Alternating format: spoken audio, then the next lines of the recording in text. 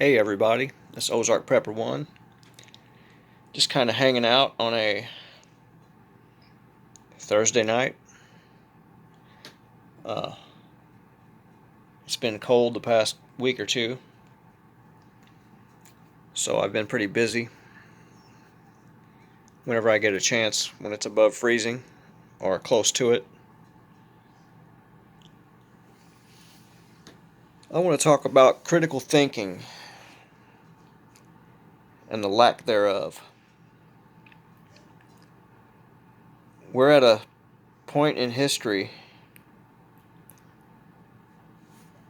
that is actually a repeat of history, but on a grander scale thanks to technology.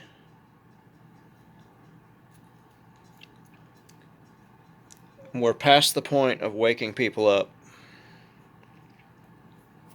They're going to line up and they're going to take the poison until the poison takes them. And it doesn't seem to matter how much evidence you show them. It doesn't matter if they see the evidence for themselves in front of themselves. They will say it's just some coincidence. They just must have been something else. It couldn't have been that. Couldn't have been that poison needle. But the only thing you can do now is what you should have been doing since the beginning, and that's prepare. And prepare like everything's going to shut off tomorrow, even though you know it's not. But put it in your head that it is. And you find yourself uh, more active subconsciously, and it doesn't seem to be near of a drain because you're doing it almost at the same mentality you would use walking. You just do it. I learned early on in life, actually, I'd say late in life. I should have known this in my teens, but I learned it around the age of 21, 22. From hardship, being so broke and without resource, uh, not a big social network, not a big crowd of friends or anything. I went and did a job that I hated, and I worked, and I didn't make a whole lot of money, but I turned that job that I hated into something I could handle and I could tolerate. And I stayed there as long as I could until I stepped into a better job, which I hated that job too, but it paid a lot more. And once I hit that job, my mentality completely did a 180, and I thought, I don't ever want to fall into the position I was in before. I don't ever want to fall back into that position again and be with no safety cushion of my own, with no means to survive other than hopefully someone helps me. I don't want that situation ever. And I've stuck with that ever since.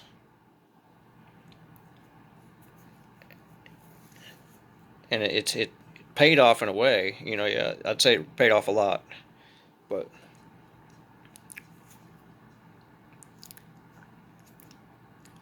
everyone needs to be prepared for things to shut off in the blink of an eye.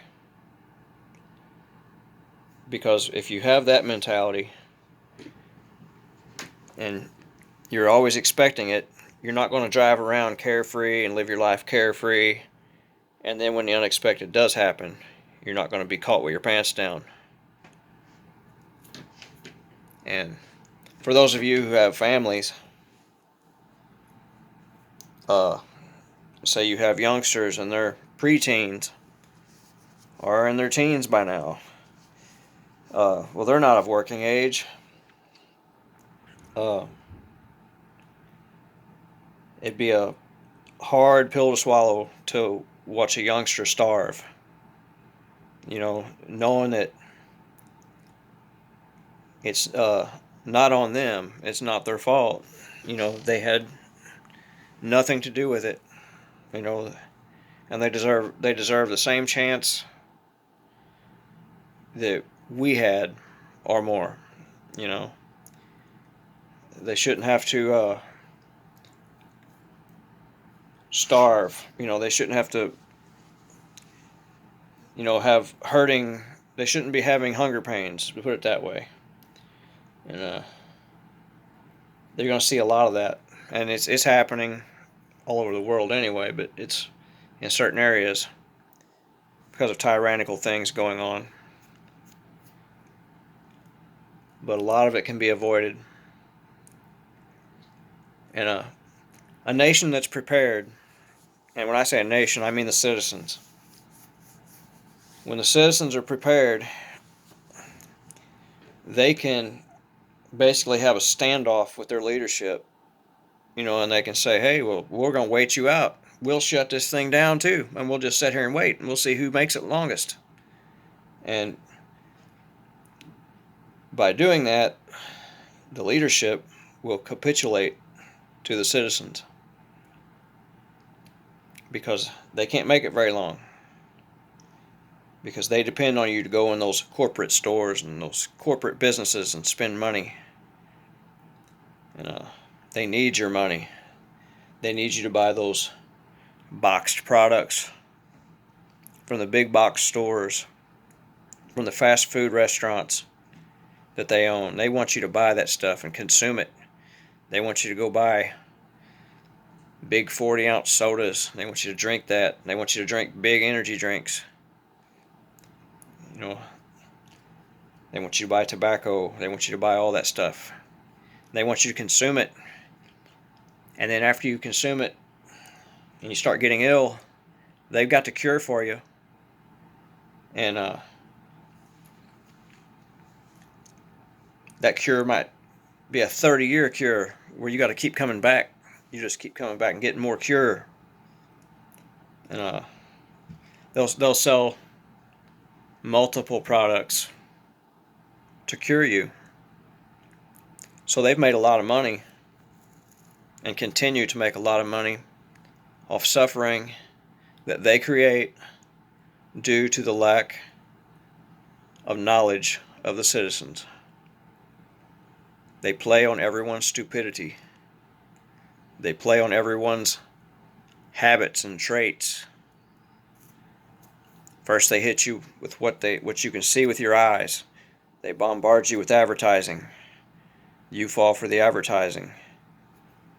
Then you buy the product. You consume the product. You get addicted to the product. Pretty soon the product devours your body. Then you need their help. Then they sell you another product that finishes you off. Then, when you die, way before your time, they take that Social Security money that you paid in all that time. They take in all that stuff that you paid in. And the companies you worked for, the great big ones that had life insurance policies on you that you didn't know about, they cash those in. Long after you haven't worked there, they still have a policy on you.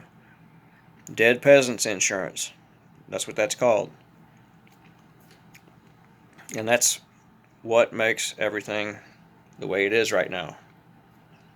It's not just all these satanic people and sickos and stuff. That's part of it too, but the main thing is just it's a greed thing. These people want this world, and they want it to themselves, and they only want a certain amount of people in the earth. And they found a way to make money and get rid of people at the same time. And right now people are in a daze. I see these people putting these things on their social media saying, I got my poison needle.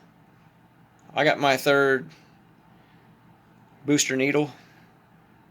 And a lot of these people have lists of degrees of the schools they went to and the colleges and stuff or whatever. And they're not smart enough to have any basic critical thinking. It's free. They give it to you for free. As a matter of fact, they tell you have to have it or you can't work here or you can't come in this place. And if it was for your health, they wouldn't have to do all that. If it was for your health, they would ban all the other things that they know are harmful that they even label it on their product. But yet they don't ban those things. It's because nothing is about your health. They don't care. All we are is ants to them. You know, it's